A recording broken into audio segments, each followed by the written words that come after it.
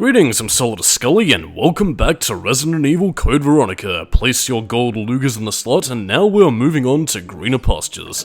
It is time to visit the office of Alfred Ashford, one of the Commander-in-Chiefs of Umbrella, Inc. I can't get over the way he says that line, it's just fucking ridiculous. Also, for some bizarre reason, a thunderstorm seems to be going on right now. It stopped shortly after this, so, it's literally just here for dramatic effect. And this also leads into, well, a pretty bogus puzzle. Basically, you go off towards that little, window cantaloupe tapestry thing. I literally have no idea what the fuck it is. It's basically just a pointless cabinet that hides a secret door. Ostensibly, basically all this is pretty much revealing the passcode to the computer. And, because I looked up a guide ahead of time and decided to say, fuck that, it's pretty much asking for the birth year of our two dearly beloved Ashford twins here. 1971. Repeat, the code is 1971. It'll save you a whole heap of trouble. It's not that the puzzle is by any means, difficult, it's just a bit tedious and... honest to God, it's, could've used a much better, by that I mean a little bit more of an efficient way of just finding a solution, but again, it's only a 4-digit code, so 1971, and your pain will be softened. I mean, I don't know. Like, I mean, you do have to be careful not to reset the thing, so really just... And of course, it continues to play the game's Leitmotif, which actually is a full-fledged song. I believe it does also have some lyrics that are sung by Alexia's voice actress herself, so yeah, dear God, please stop showing that and showing them hop around like the creepy little twins that they are. But again, we're not out of the woods yet, because, surprise, surprise, indeed, a Bandersnatch has decided to show up and ruin Claire's day. I believe that in and of itself is actually meant to be a reference to, I think a scare that was playing in the original Resident Evil, where it was either a zombie dog or it was going to be a hunter that burst through the glass plane in the middle of the mansion foyer. I don't know. Kind of surprised I didn't include it in the remake, actually, but yeah, what can you do? But in any case, we're now off to greener pastures, by which I mean the little private residence of Alfred Ashford, and as you're going to be seeing quite soon, it actually derives a lot of influence from Alfred Hitchcock's movie Psycho.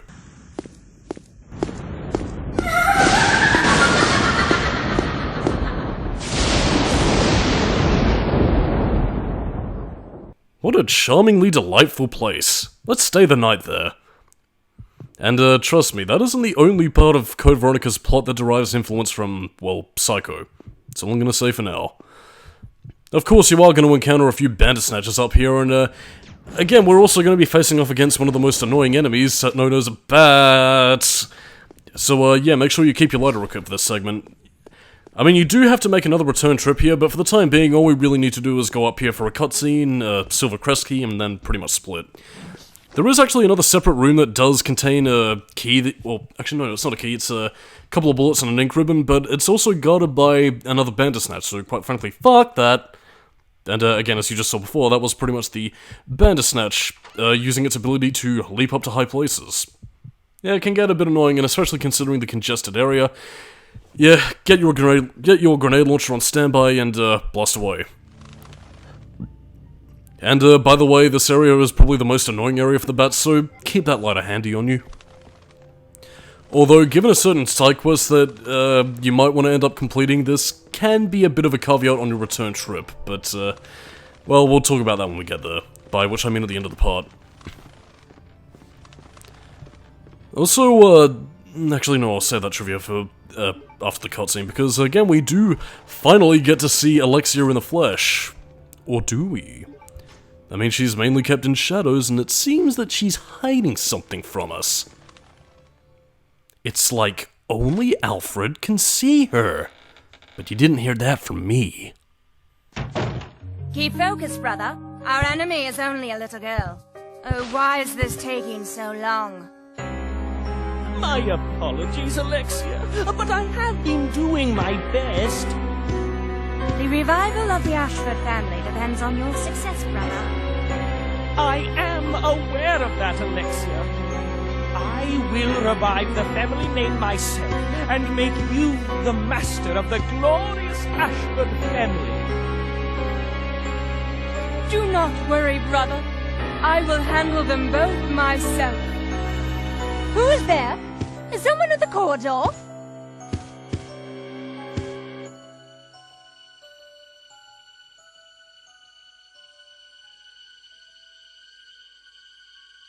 What is it, Alexia? Nothing. I believe I must have been imagining things. Let us go, brother. The way that shot was framed, it actually reminds me of a very similar scene from the Resident Evil remake. I think it was in Jill's scenario when, Wesker and Barry were talking in the room and Barry has to pretty much, like, pretend like he's just talking to himself, even though it's quite obvious that he can't impersonate Wesker's voice, unless he can. In which case, that would be really creepy. But in any case, it's, building suspense. And again, we once again hear the leitmotif of the Ashford family theme, really. And this is more of a, well, I say long-term puzzle, we're pretty much going to be solving in about a part or two anyway, so, fuck it. But again, it is important that we, well, collect the items that we need, and start the music. And you might also begin to notice a recurring theme of ants. These twins really like their ants. And I'm not talking about their auntie, like, actually, I don't think the Ashford twins had any aunts, like, a lot of the family members from what we could see in the pictures were mainly dudes, so Alexia is the only exception. So I guess maybe Alexia tries to use the ants to make up for the fact that she ain't got an aunt. Really makes you think, you know? Also, by the way, I'm gonna let you hear it right here, but tell me if you recognize this piece from Devil May Cry.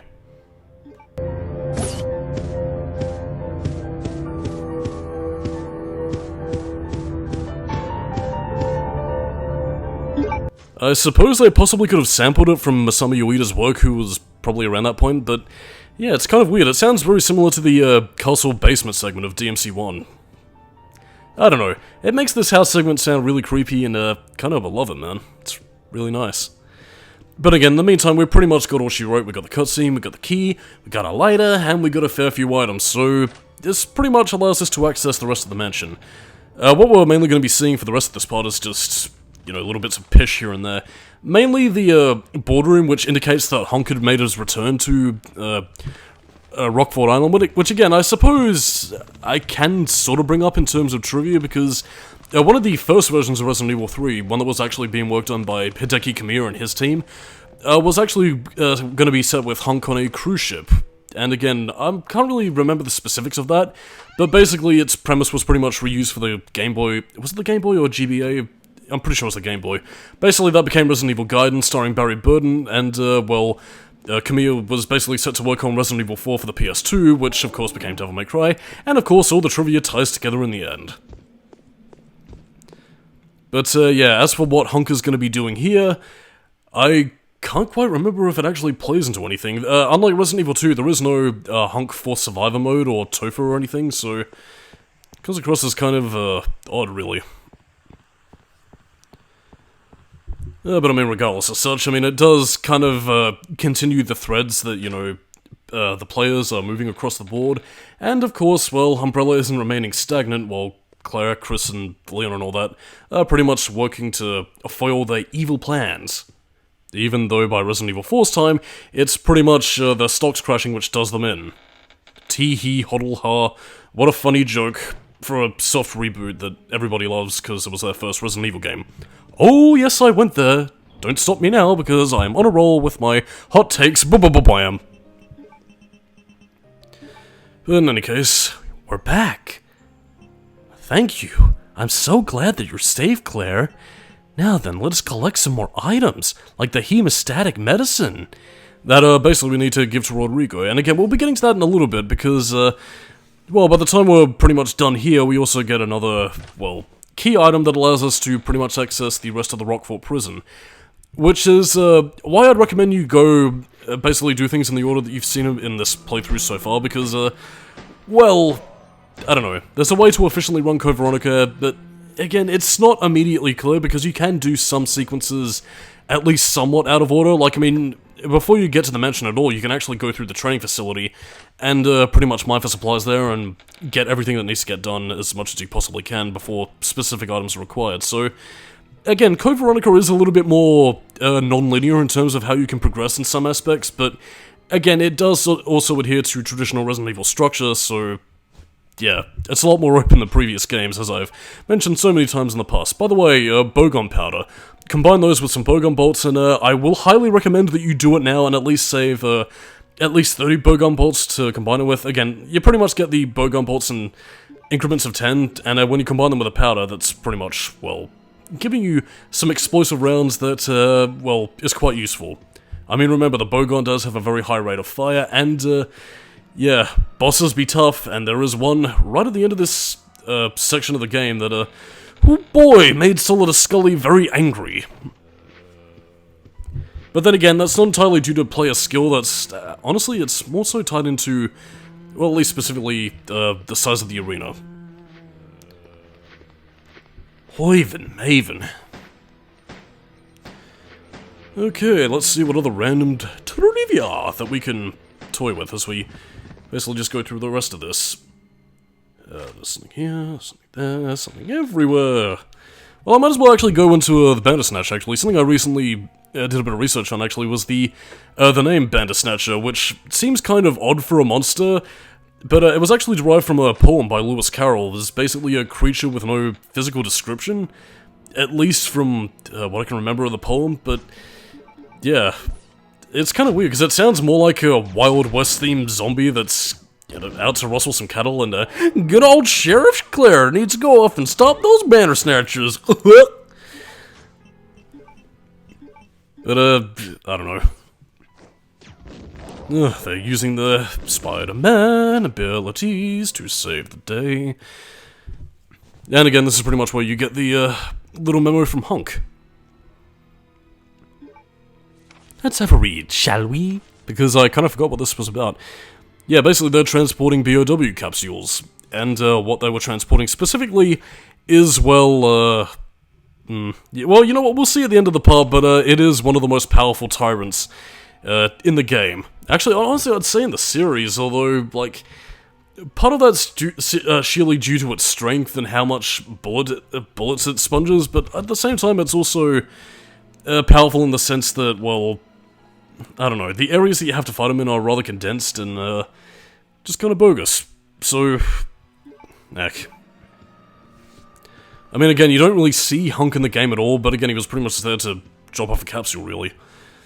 Kind of a shame, though. It would have been interesting to have seen what Hunk was up to at this point during Code Veronica, or at least have Claire meet him. So I suppose that might actually lead into my next bit of trivia, actually, for Code Veronica X with specific differences, because while this character is going to appear in the game, this is actually, I don't know what point it was specifically, but yeah, Claire Redfield can actually meet Albert Wesker here, in a rather pointless meeting, because Code Veronica X seems to imply that Wesker's just wandering about the island. She runs into Claire and is pretty much like, "Ah yes, Claire Redfield, I know your brother. Well, goodbye, my dear." And that's pretty much all he does, because fuck it. So, yeah, that pretty much added nothing, and besides, you know, showing a version of the game that not many people have really seen that much of, yeah, that's part of the reason why I wanted to do the Dreamcast version as opposed to Code Veronica X. I was actually toying with the idea of maybe showing, like, some of the alternate scenes, or at the very least the Wesker exclusive scenes from Code Veronica X, but, that takes effort. Fuck that. I don't know, maybe I could just, nick a few cutscenes off YouTube or something, but heck, whatever. And, since those Bandersnatchers replace the zombies, you can't push them off the ledge. Sadly, because they could quite easily get back up if that prior cutscene to them showing up was anything to go by. But anyway, now that we have that emblem, we pretty much have some business to solve with the Rockfort prison. But in the meantime, though, we also have, well, our duty of care to Rodrigo. And I suppose I might as well delve into a bit of trivia for Rodrigo himself. And, well, mainly a little bit of trivia, because, again, I've already talked about what happens if you don't give him the hemostatic medicine, mainly in the sense that you screw Chris out of the machine guns in a practical sense, and, well, in a moral sense, he dies, which sucks, because he's been good to us, man. He might have locked us up and captured us, but you know what? He let us out of prison, and he gives us a lockpick after we give him the medicine, so he's a pretty cool guy, you know? But yeah, there is actually also a little something where the developers in the earlier stage of the game were toying with the idea of giving Rodrigo his own playable scenario. I'm not really too sure what this would have been. Like, maybe it would have been like a potential, like, 4th Survivor mode akin to what Hunkin Tofu had in Resident Evil 2, or maybe something similar to what Carlos had in Resident Evil 3, but for whatever reason it was scrapped, which is kind of a shame, because, like, there is a little bit of underwritten subtext in regards to Rodrigo, because, again, as you'll learn right around the point where you get to start playing as Chris, yeah, a lot of his family was buried on this island, so I guess the implication here is that perhaps Rodrigo came from this place. Actually, I mean, now that I think about it, it seems kind of similar to the sort of backstory that they ended up giving to Louis Serra from Resident Evil 4, so I guess maybe they cut bits of backstory out because they wanted to put it in that game, maybe? I don't know, like, they were toying with the idea of giving Rodrigo a playable segment in a town not too far from where this facility is, so I can't really say for certain what they were going to do, but again, it would have been interesting to play as him, and I guess maybe it would also give them the excuse to allow us to play with him in battle mode. But on that note, I am Solidus-Skully, keeping new metal, and next time on the Resident Evil Code Veronica commentary, well, more fun and games, kids. What are you doing here?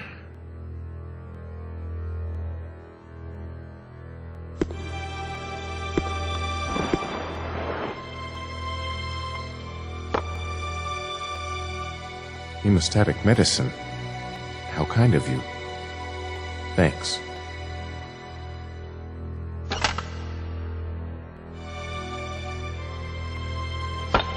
Here, let me help you with that. Thanks, but I can take care of myself. Just go.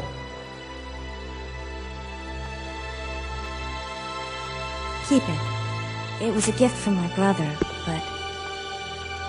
Thanks. Here, let me give you this in return. You might need it later on. Now go. Don't worry about me.